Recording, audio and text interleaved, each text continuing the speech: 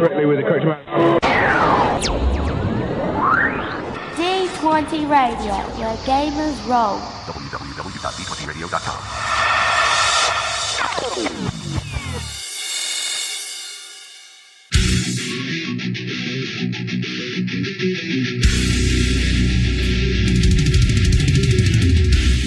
Welcome to Me and Steve Talk RPG, the podcast where me and my friend Steve... We're playing games this time.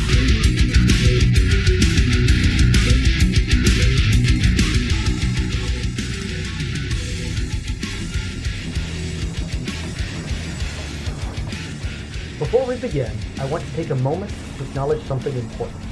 The setting of this campaign, Origin, is inspired by West African cultures, histories, and aesthetics. None of the players, and certainly not myself, have lived experience or even ancestry from that part of the world. While Origin is part of the canonical setting for Exalted, I've drawn on real-world West African traditions to help bring the setting more fully to life. This isn't meant to be an accurate historical or cultural portrayal, and it is definitely not a commentary on any real-world nations, peoples, or beliefs. One key difference is theological. While Timbuktu and the surrounding regions were deeply shaped by the arrival of Islam, Exalted has its own divine and mythological structure that plays out very differently.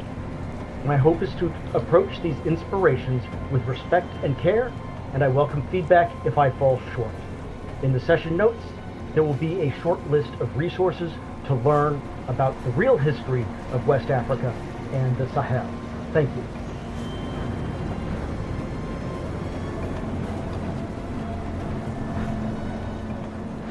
All right. I guess we can start playing then.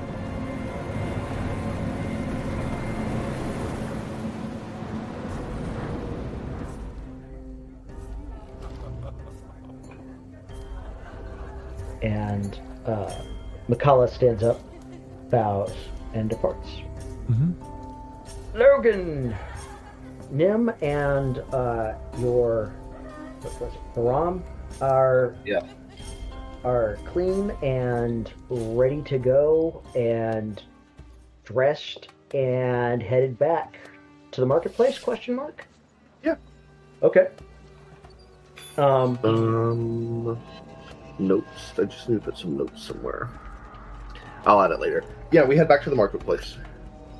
Darsa looks at you both a little bit dubiously and says, and asks Baram if he has his letters and numbers, and he says, of course, ma'am, and demonstrates it by, doing some basic addition for her, and she goes, okay, you're hired then, and starts instructing him on his duties, and she looks at Nim and says, I'll let you know in a week if you have earned credibility or my wrath. Because that's the only two real outcomes I see happening here. I look forward to either opportunity. And he smiles and he actually bows to her in a very traditionally Southern style, respectfully. Mm-hmm. I get the impression out of character she is older, right? Yeah, she's in her late 40s. Much older than his 1920 summers, but he does show deference to her and bows with the appropriate flourish. Mm-hmm. I will be in touch with you in a week. Congratulations to you, Baram. I believe in you. And he makes polite social cues with him too before leaving the merchant stall and just wandering through the merchant district now kind of on his own, just enjoying the day. He's walking around a little cockily, I will admit, but that's okay. So what are you guys going to do for the kind of the rest of the festival? Let's just kind of, cover that in generalities. I think after giving it a couple days for the initial whatever to kind of blow over, would like to make some kind of covert-ish observation of the Red Fang HQ and what's happening there. It is locked up. The Red Fangs have left the city for something. It's not abandoned, Okay, it is locked up. There are maybe a dozen red fangs, sticking around to keep an eye on the place. But the vast majority of it, but most of them look like they have injuries or sickness or something like that. There's only like one healthy guy, and he's the one in charge. Everyone else is, people that you wouldn't take along on a march if you were going somewhere. Parviz, what's your main focus going to be for the rest of the festival? I really think Parviz is just along for the ride. He is enjoying the festivities at this point. Okay. I don't feel there's any pressing matters that he needs to attend to, and it's just sort of bebopping his way around. All right, and Jen, are you continuing to run the hospital? The free clinic? The street, yes. The street clinic? Yeah. Yes. After about 2 days, a priest of Adamant Solrak approaches you and says, "Madam, I can't help but notice. Would you like a building or a stall or something to operate from? You are doing a great thing. Would you like some facilities?"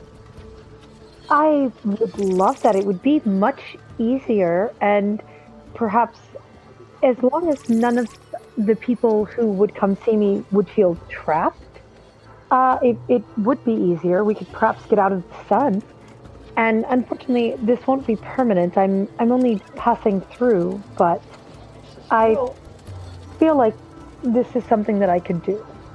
He says, "Well, I realize that you can't just give things away forever, but I believe that between ourselves and Omanala, and the clergy of Omanala, we will rent you a small building for perhaps a month, and if you are still here, then we'll enter into a more long-term arrangement.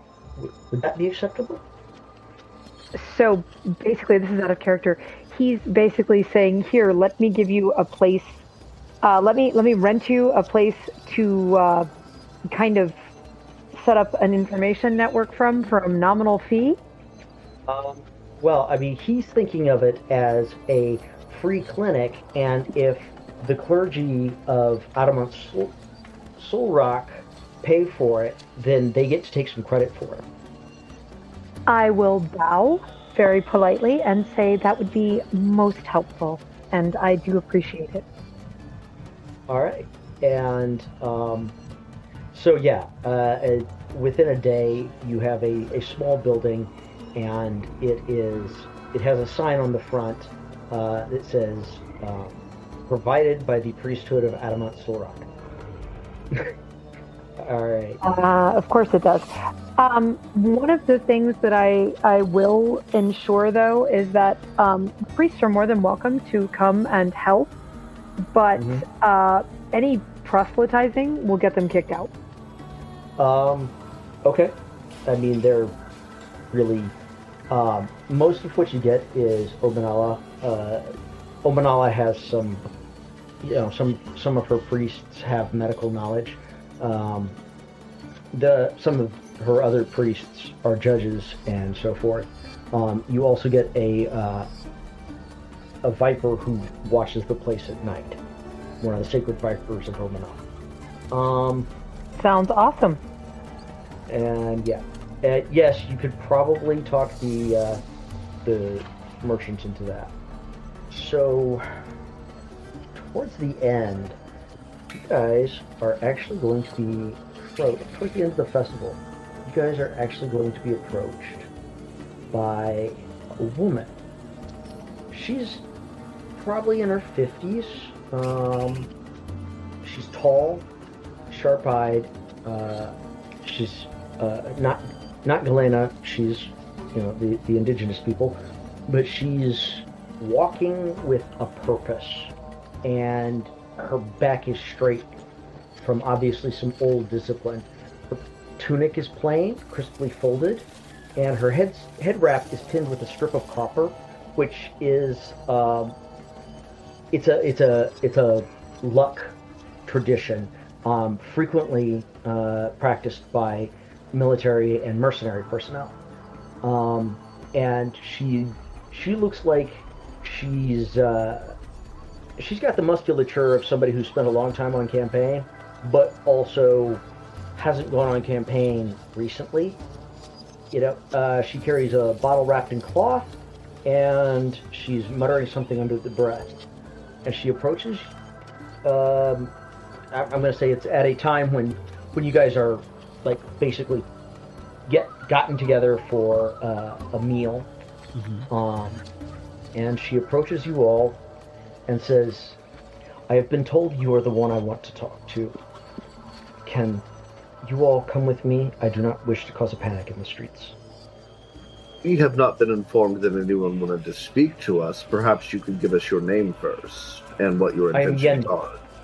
I am Yenda, and I have a message that I believe is for you from Tamal Rideslate.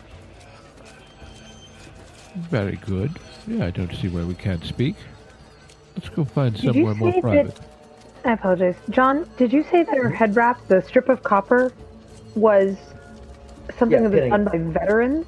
Yeah, it's a soldier's custom for luck on the battlefield. Okay. Because I remember hearing something about listen when the veteran speaks. You weren't in that conversation, but you didn't get all of it written down, so.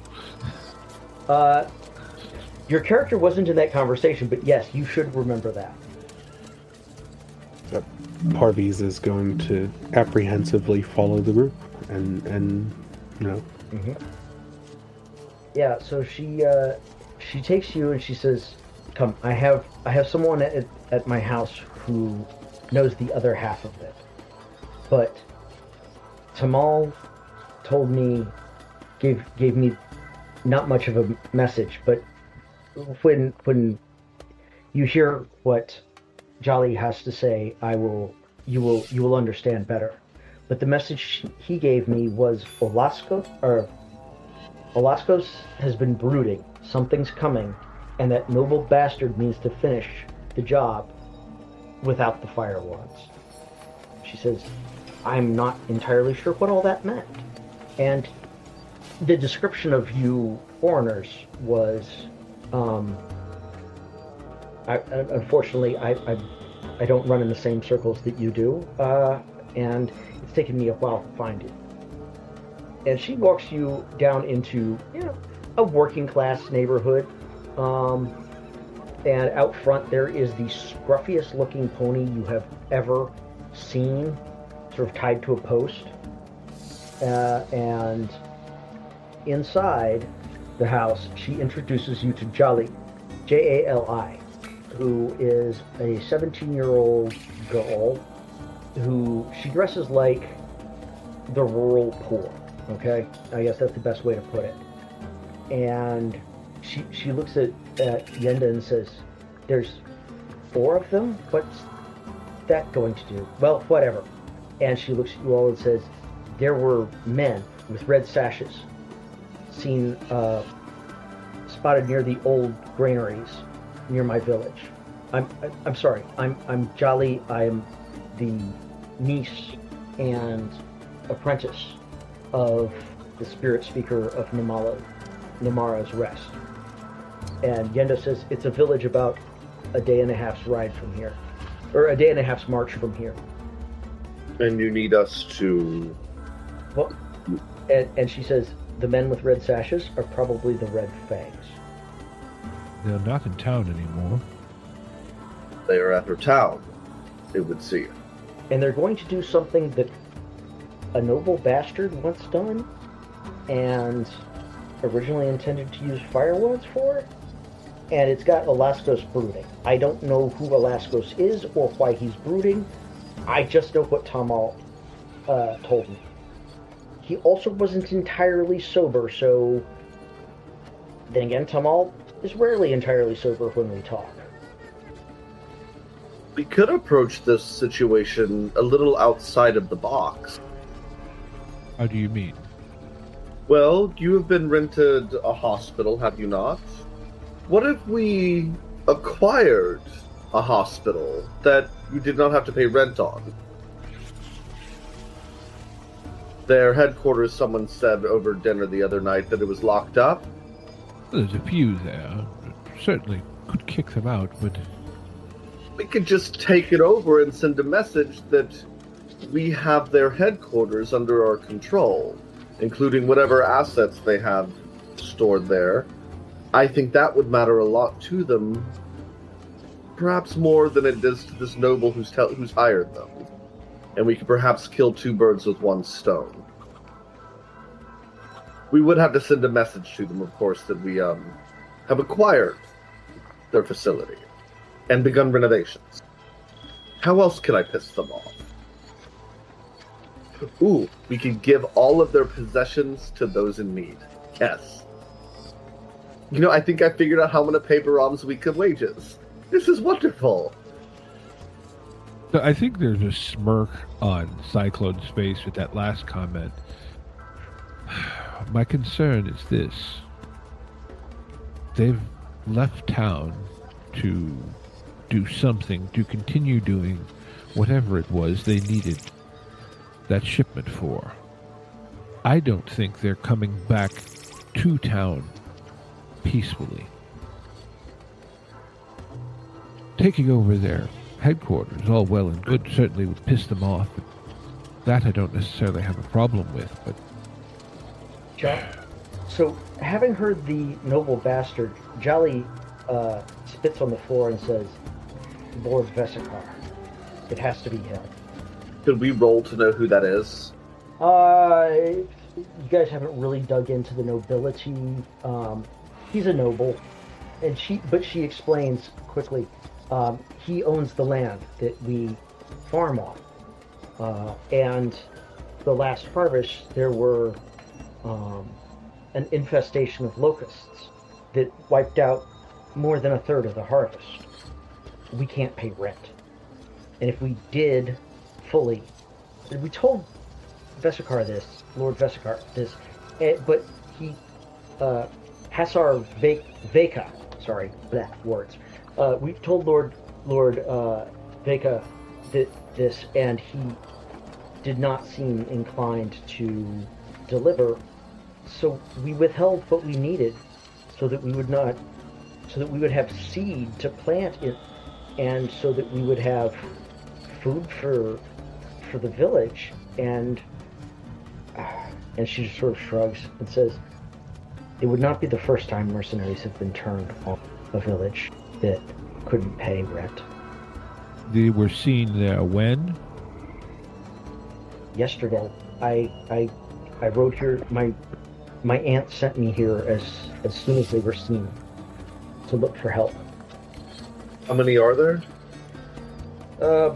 The total group of Red Fangs is about 400-ish. There's quite a number of them out there, or could be. And your 4 solars, what do you want? I mean, this... I think I was just wondering if we took over, like, if we sent a message that we've taken over their shit, that wouldn't force them to turn back and leave the village alone? Well, it depends. It's going to take that messenger a day to ride out there, and I have a bird. You're gambling. And then you're gambling, and there's no way for you to know whether that's going to work or not. You don't know how much Hassar Veka is paying them, and what sort of timeline he has them. Fair. That's very fair. Thank you. This is, I think, very close to something that Cyclone just can't abide. Parviz is, very clearly upset by this, and Yenda says many of the nobles think that if they can remove the hereditary tenants, then they can replace them slaves and demand a greater portion of the rent and have fewer problems. well, then at that point we need to remove a noble. We have a small army we need to attend to first. On that note, I'm going to call about a 10-minute break. You guys can argue about what you're going to do, or you can take your own break as you will, but I have got to sit up and take some steps and make another cup of tea. Absolutely. This is getting good. So I want to step away too, but I had a thought. We need to. Who controls their supply lines? 400 soldiers, mercenary soldiers, whatever you want to call them. They need to eat. The village has a lot of grain. Huh? The village has a lot of grain. Okay, so disrupting their supply lines isn't necessarily something we can do. No. Okay. No. I think we Take need your to... break. Then let's go f*** them up. Shit. That's what I'm thinking. I'm thinking we need to take a shot yeah. across the bow at this point. Yep. I gotta pull keep pizza out of the out. oven, so I'm gonna take a break as well. Let's go in a minute. I'll be right back. Okay, I'm back. Looks like we've got everybody but old Steve. It does appear that way. All right, there we go. So, what are you guys going? What's you guys' plan? Do you have a plan yet, or are you going to discuss? We're gonna go f*** some mercenaries. Well, that, and I think we're not gonna do it alone. Parviz sort of steps up and is like, if we go to your town and we ask for assistance with pushing back these mercenaries, would the town folks assist? She says, well, Sefu would, but Sefu's an idiot. But he also has some of the young people that listen to him because he's an idiot. Absolutely. How many idiots do you think he has? 20? 20 is better than 0. Thank you. For reference, that's 10% of the population of this town. Perfect. Perfect. That's what Parviz was hoping for.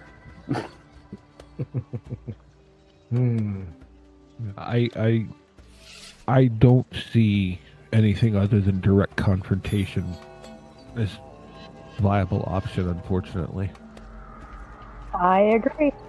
When we defeat them, can we please take their building? Yes, They absolutely. won't We need take it. everything of theirs. We need a headquarters, right? You need a clinic. I need a place to sleep. It's a win-win for all of us, really. I mean, I'm down. If nothing else, I'm down for a fight. Well then, let's get some animals and get out there. All right. Yeah, you can borrow some. You can rent some horses. That probably wouldn't be too bad. You could find the equivalent of a livery stable, and go from there. Jolly will cheerfully lead the way for you. Parviz will sort of follow right behind Jolly. All right. You guys are going to, yeah, like I said, you guys are going to, it'll take about a day to get there. So, along the way, she'll just, Jolly will explain that she's, that the noble has never really liked their village because they have, they have an older agreement with the noble, and it's enshrined in law and custom about what percentage of the crop they get, and how many days of corvée labor they're required. It's days that they work for free, for their lord, and all this other stuff. And that he's tried renegotiating, but nobody's really interested in renegotiating to a worse deal, because it's always like, oh well, we'll do this lower thing for 2 years and then this other thing, and everybody's like, no, because that's a That's 2 years of low rent in exchange for the rest of eternity at high rent. No, we're taking the medium rent and sticking with it. So, yeah, like I said, he's not a big fan of them. They're not a big fan of him, but they also know that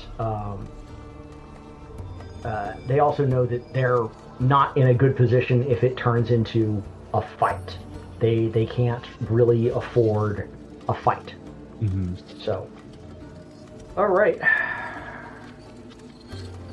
So, as we get farther, out, Mm-hmm. Based on the interactions I've seen others here have with their familiars, Mm-hmm. would it be possible for me to have Spots kind of just go out and see what he sees around this village? Or is that yeah, that's not... that's totally a thing. And yeah, that's perfectly fine. If you guys want to stop like 2 miles away and send Spots up, the first thing Spots will notice is stinky humans, which there's humans, and then there's humans that are stinky humans. Spots has learned hanging around humans that they like to wash regularly, and while he thinks it's a ridiculous thing, it does make an easy way to tell humans apart.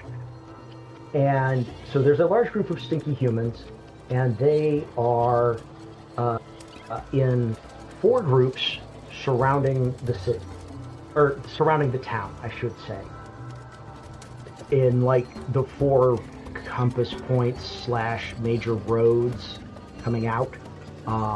They're basically blockading the town, and they're patrolling in between the 4 groups. They're patrolling back and forth, but they're doing it really sloppy and undisciplined, and you're pretty sure that you could march anything short of an actual realm legion through their patrols without being noticed.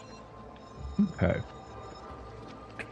So I think on that information, Jolly, have they done this before? She says, no.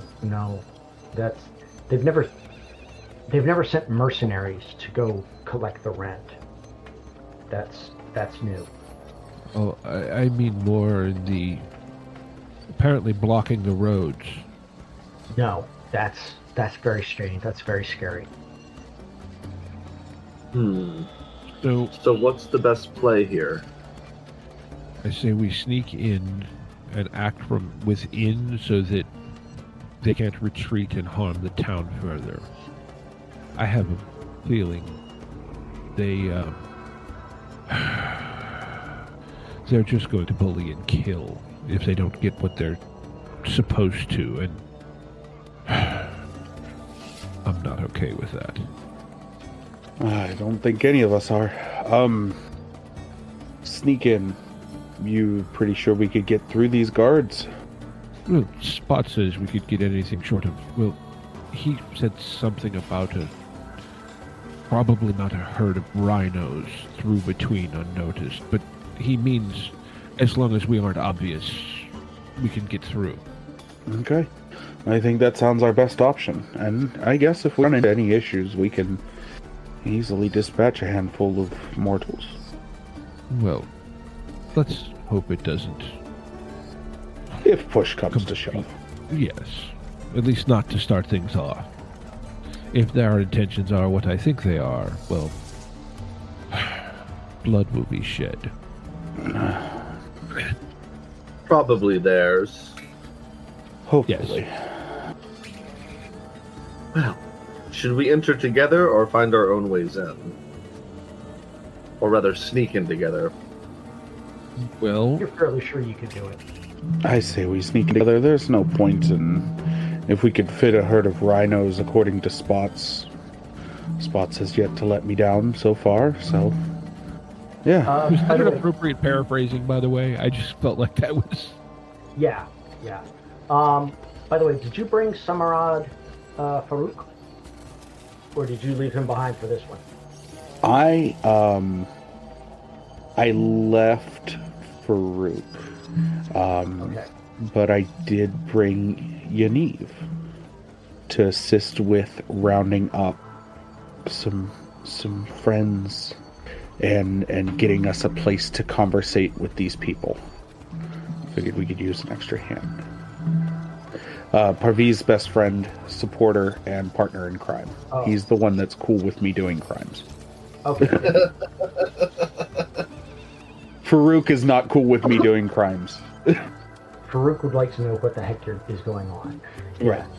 He's the one that's like, well, when you go crazy, I'm going to attempt to beat you to death. Yes. Until then, I got your back. He's the guy with the 2x4 when you work on electrical stuff. Yes. All right. Cool. So, you guys make it through into the town pretty easily, and are almost immediately noticed when you enter the town. The first to approach you all is an older woman who basically hugs Jolly and says, you brought back some help. Oh, you brought back help. Oh, okay. And she introduces herself. I'm Tamakwe. I am the spirit speaker, or spirit talker of Namara's Rest. I welcome you to our village, and I'm fascinated to hear what your plan is. She says, the animals up there have said that we have until sundown to bring the full amount of the rent plus a handling fee to them. And what are they saying will happen if you don't? They're leaving that undefined, but their actions give me little doubt that they bring fire and death on us.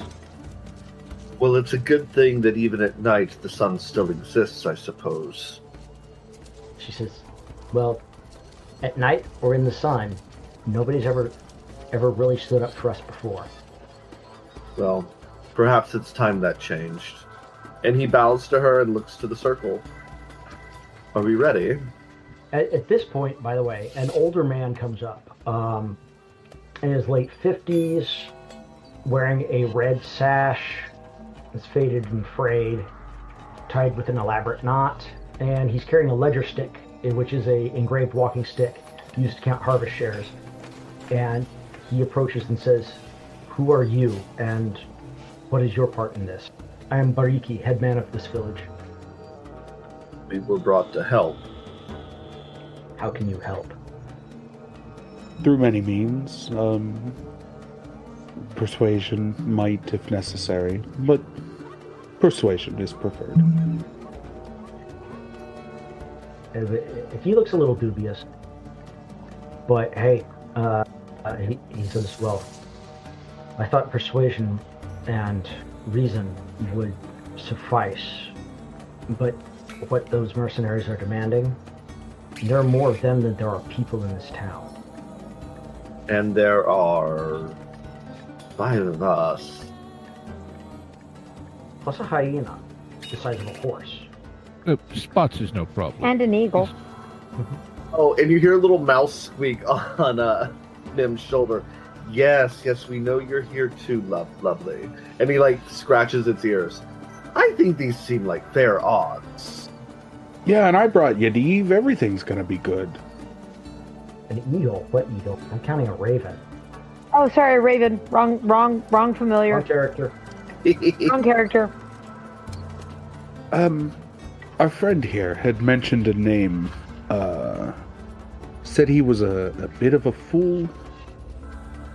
And there's a real awkward look on the spirit speaker and the teenager's face, and the headman's eyes sort of narrow and says, oh really? What was that? What name was that? I'm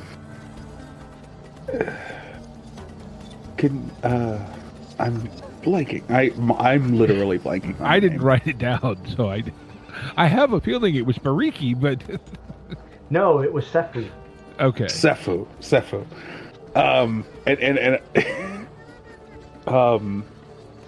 As he's pushing for the name, Sefu was, I think, the name that was mentioned. Logan, difficulty 0 read intentions check. Yeah. Bariki is kind of pissed at the moment, and he goes, "Oh, that's Sefu is my son." Oh, I mean no disrespect. I'm just repeating what was told to me. And he death glares Jolly like he wants to rip her off the horse and beat her to death with that tally stick. 6 successes. Oh yeah, that's his kid. And he's kind of pissed off about strangers calling him an idiot. With all due respect, sir, people refer to me often as an idiot too. Our capabilities manifest often in strange ways. I am sure your son is very capable. And words said under duress and stress are often not meant as intentional. We are really here to help. However that may need to happen. He says, "Well, what do you want with my son? You better not be planning to encourage him in his damn fool ideas." What are his damn fool ideas? Oh, he wants to take the whole village up into the hills and become bandits. Oh, no, that absolutely not. That's not what we need. No. He is young. I understand that we are both. I am assuming he's young. I'm assuming he's about my age. I understand his need and desire to want to accomplish something. He simply needs to be pointed in the right direction. We will work on that. Well, I've been trying that for 17 years. Good luck, buddy. I understand. I understand. But hearing it from someone else can sometimes be more beneficial. Perhaps you allow us to help you. He can see us in our success, and we can put his energies to a better use. We will help you. We have plans. You've got a plan. He points at the spirit talker. She's got a plan. Everybody's got a plan. What is your plan? Well, my plan is to beat the ever-living shit out of them. And then we're going to free you from the yoke of tyranny of this noble who you were in a bad deal with. You are going to be masters of your own lives, and we are going to create mutually beneficial relationships to reshape the South. How does that sound as a start? Seconded. He looks at you for a moment and says, "Sounds delusional. I'll believe it when I see it." How religious are you, sir? An ordinary amount. Well, I suggest you start... He says, I revere the gods and spirits and those who bless the fields, and she who watches over the grain, and yes, all the gods that we worship in this town. Well, while we're kicking their ass, how about you do me a favor and pray to them for guidance? And he's not saying it mockingly. His tone isn't mockingly. It's weirdly in earnest. Okay, and I think he's charismatic enough that he would pick up on that, and he says, "All right, well, whatever you're going to do, don't just do this and then walk away. We have to live with the consequences of this action." Of course. To be honest, I don't see a way out. I've tried talking to them. Their demands are inflexible, and I believe that our dear landlord has become impatient with our assertions of our traditional rights. Well, you'll have new rights soon. And he's using this locust thing as an excuse. So tell me, they appear to be on all main roads. One direction or other seem to be the leader's camp.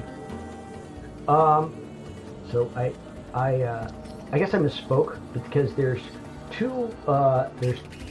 There are only 4 banners, and 2 of them, as well as the leaders, are to the east.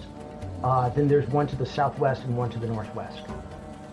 So half the force, including all the leaders, is to the east. Okay, so there's a bulk to the east, and then basically just barricade squad the other direction. Well, I mean, a little more than that. I mean, but... each of the forces is about 100 men. Okay, so they are roughly even? Yes. Each of the four banners are 100 men, but 2 of the banners are together on the east side. Okay. So it's surrounded in 3 directions then, because there's 400 men, right? Roughly? Mm-hmm. Yes. So it's east, west, and south, or east, west, and north? It is northwest, southwest, and east. Okay. Okay. I had to adjust the scale a little bit. Yeah, if you kind of... I did drag everybody's token out, so... If My you troop think just got of it, here. I will be right back. Mm-hmm. There, so you guys are kind of... You guys are in the middle, and then there's 3 directions you can go. I've roughly... it's not a map, and it doesn't need to be, but I've roughly sketched it out. So, it makes the most sense to me if we strike against the largest force. I would like to... I agree with that sentiment. However, Parviz would like to meet with the Sun and see if we can get any of his rebels to even help with a distraction. Something less dangerous while we go in and do the majority of the work. I just want to make them feel involved in this. Okay. Agreed. As it is their town, and we're trying to be like, hey, as a sign of goodwill, we've come to help. And instead of us rolling in and being like, well, we killed those guys, we killed the boss, and figure it out. Just, a thought. Yeah, like almost maybe if they could see my quandary here is that Cyclone is concerned that the other 2 units collapse on the village if we're fighting the 2 banners that are to the east. And at that point, if you count everyone in the village, that's about an even fight between soldiers and farmers, which means it's not really a fair fight. Yeah, it's an even numerical fight, though. Right. Yes, it's about... I don't know how I said it, but it's even numbers, but it's not... I wonder if we could come up with something to equip those rebels with to do some sabotage in a way. Much like we did previously. Maybe we could sabotage the 2 smaller groups while we go take on the larger group. They don't seem... These are mercenaries. They're tied to the highest bidder. We saw, based on how much trouble we stirred up in the last town, that we can make them rethink their life decisions in a way. Yes, but we have, a couple of hours at best? I mean, a bomb. Yeah, about 3 hours to the sundown. Yeah. Suppose it is worth seeing what, and turning to Bariki. What do you have in the village in the ways of defending yourselves?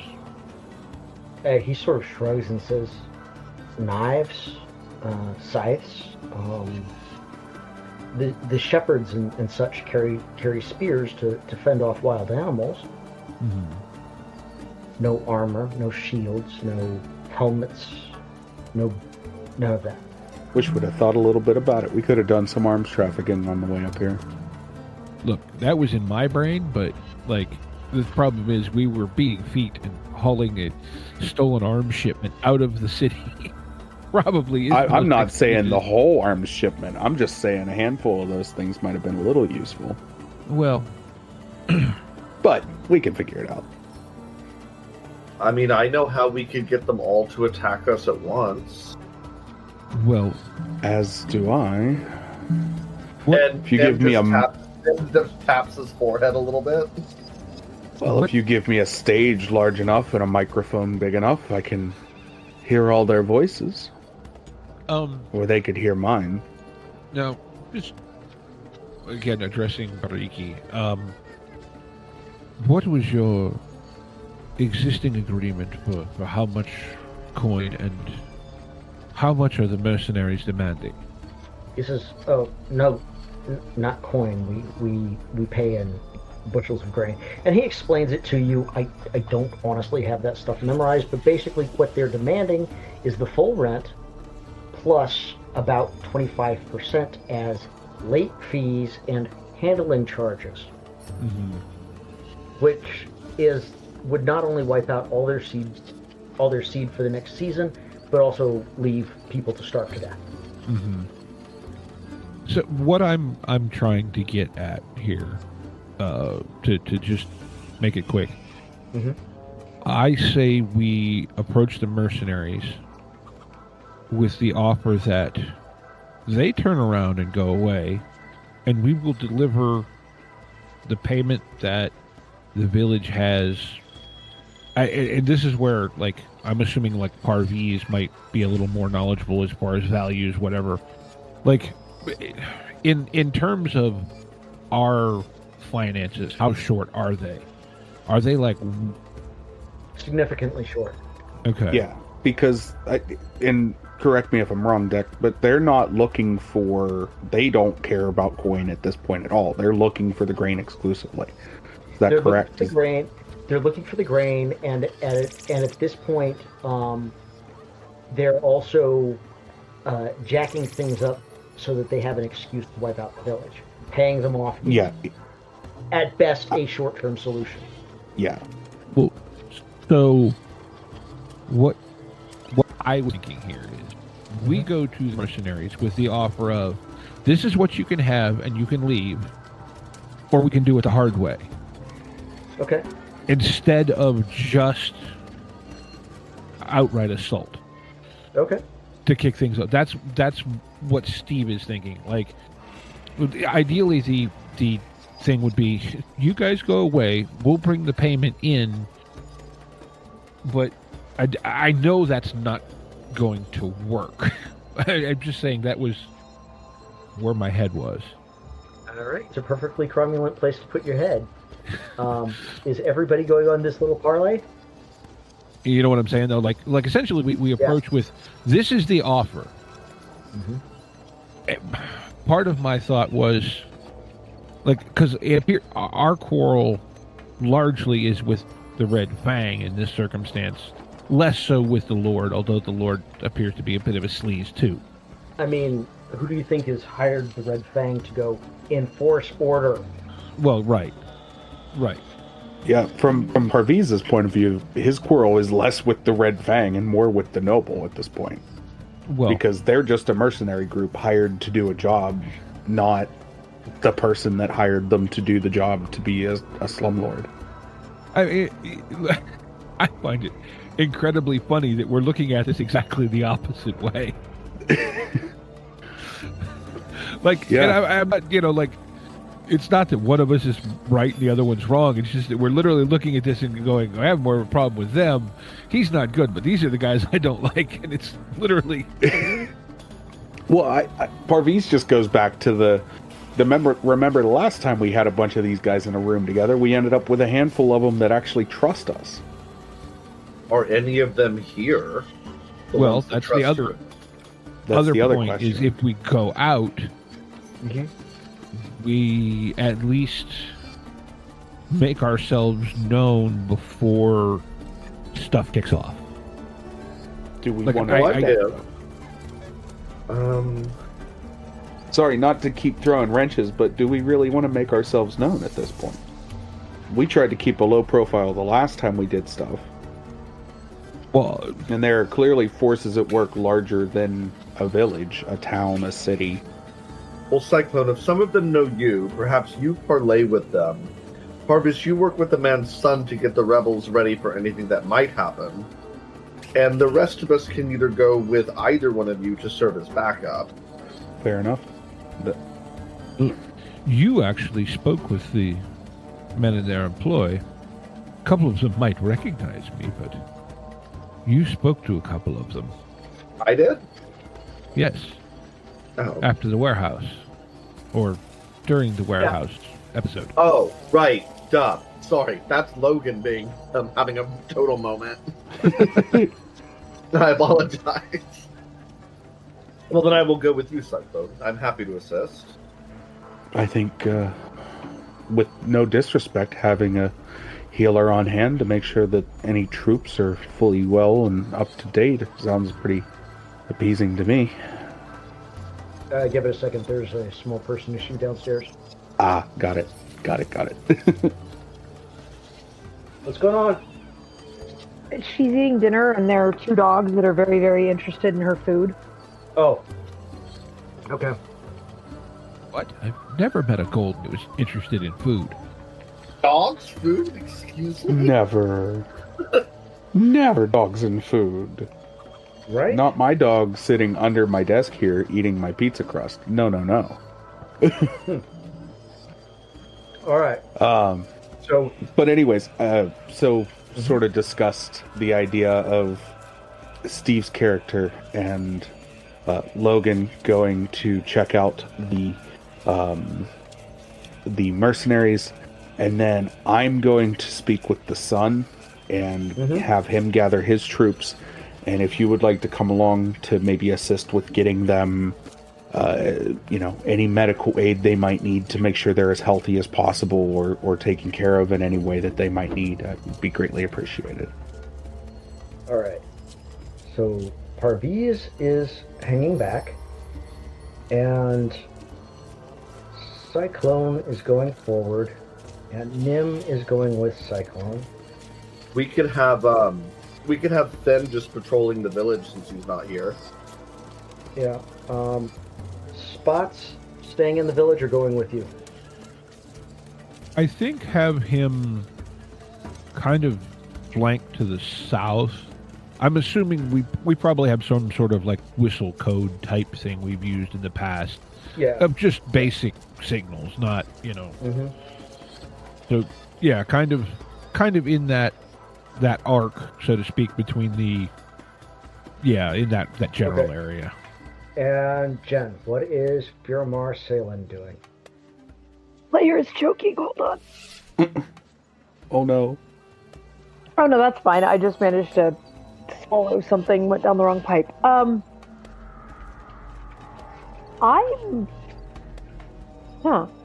we're an odd number, right?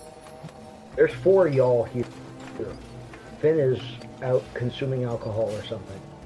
Oh, okay. Yeah, I'm not NPCing a full solo. Thank you, now. No, I don't blame you. I'd actually like to go with the negotiation party, or the party to talk to people. Okay. So, because of reasons, I'm going to do Parviz's conversation with Sefu, who's like 17 years old and has a knife, and he's very proud of it. And he's got a spear, and within about 30 seconds of talking to him, you realize this dude has no training whatsoever other than sort of this is how you use a spear to chase off wild animals. Point the end towards bad things. Yeah. And his troops are they're all like 15 to 20 years old, and about half of them are armed with spears, and the rest of them, well, actually, all of them have rocks for throwing. Well, Parviz talks to him. He's like, I understand you're very excited for some things to go down, and I also see that you are not well trained with the weapons you possess, and that is okay. I like the enthusiasm.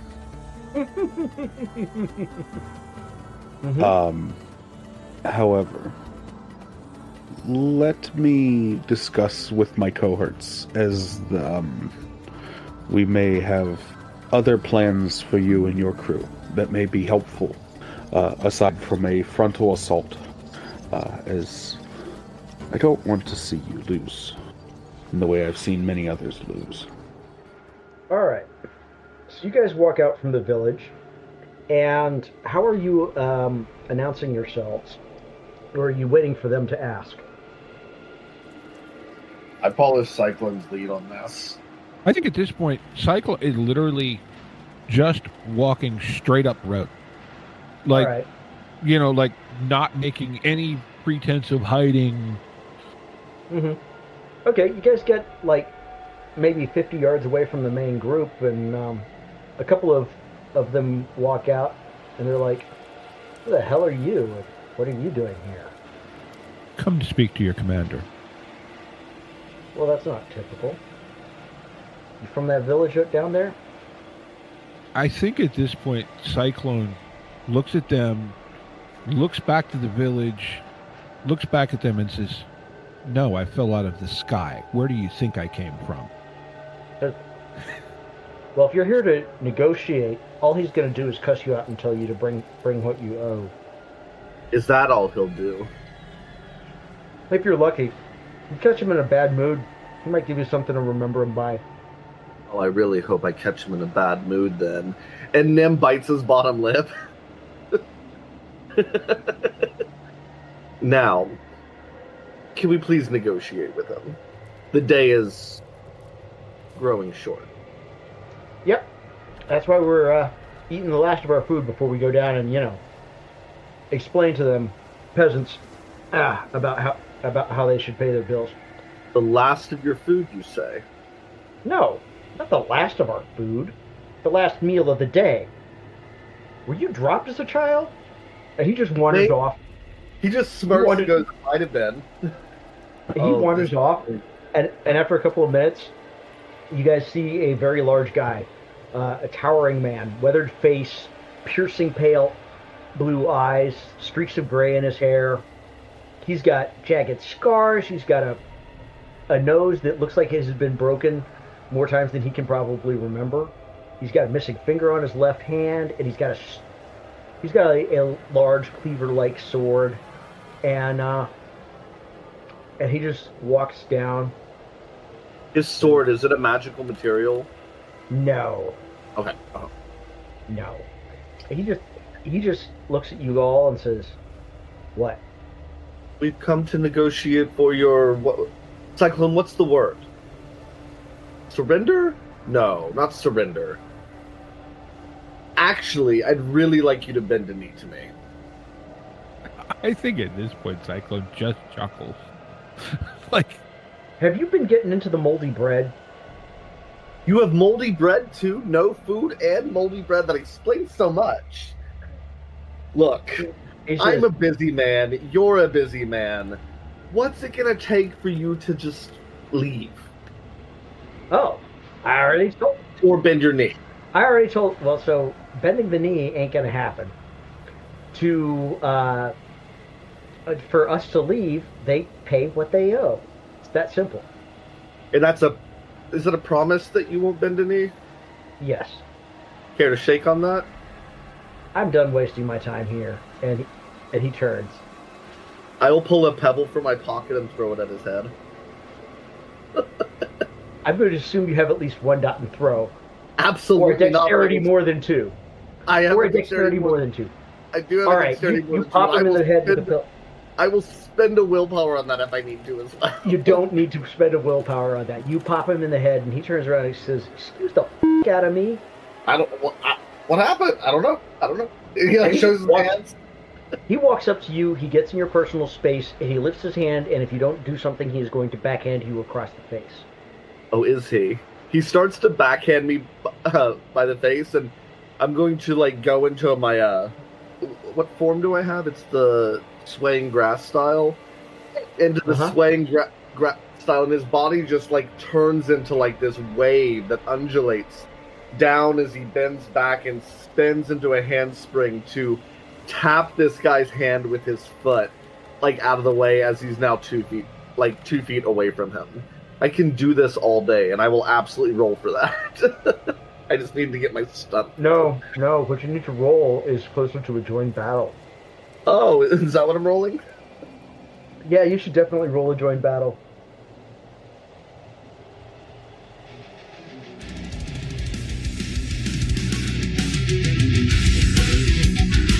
Intro and outro music by the band 12 Noon. You can email us at meandsteverpg@gmail.com. You can find us on Twitter and RPGs. Find us on Facebook at Me and Steve RPG Podcast, on Discord at Me and Steve RPGs, and as always, all of these links are in the show notes Thank you, and be kind to one another.